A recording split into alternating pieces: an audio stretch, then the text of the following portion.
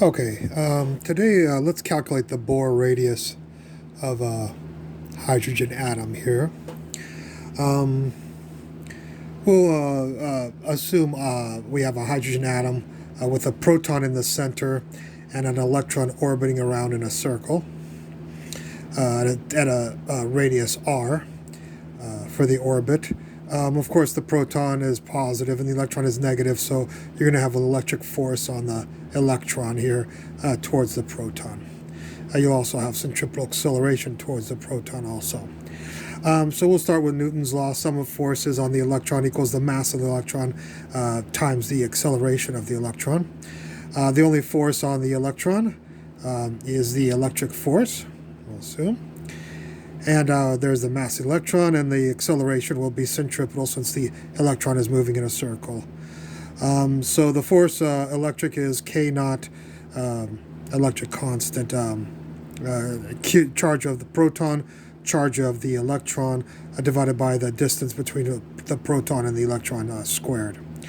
There's the mass of the electron. The centripetal acceleration will be in the same direction, of course, as the force, or towards the center of the circle or orbit. And that's the centripetal acceleration is v squared over r, and the negative. That's the centripetal acceleration. Do a little bit of algebra on this. You'll solve for a v.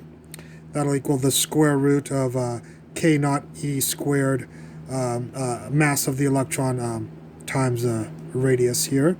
And E is the charge on the electron, which is both the proton and the electron have both the exact same absolute value charge. Okay, Bohr stipulated that the angular momentum of the electron would be the mass times the velocity times the radius of the electron, would become in multiples of the reduced Planck constant, h, Planck's constant divided by 2 pi, which is h bar, was denoted by h bar.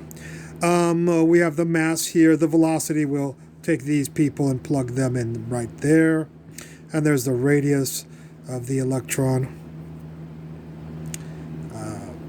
Getting a little bit lazy here. There's n and there's h bar. We'll square both sides. We're just doing a little bit of algebra. We're going to be solving for the radius of the electron here. So a little bit of algebra on this gives you this. You square both sides.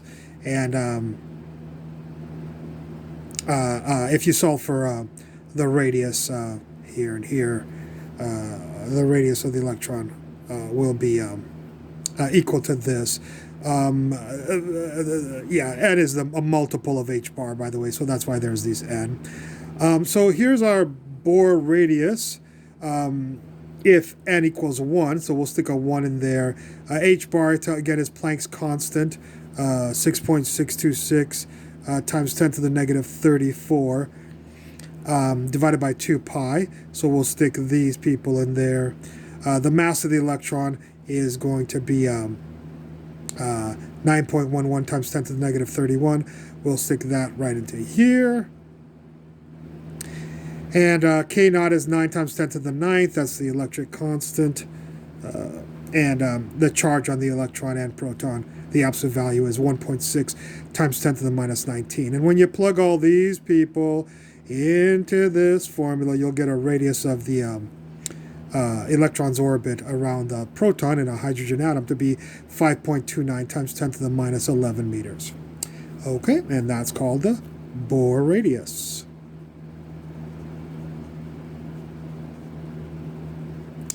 Okay, hope you enjoyed this video, and look forward to any comments tomorrow. Thank you very much.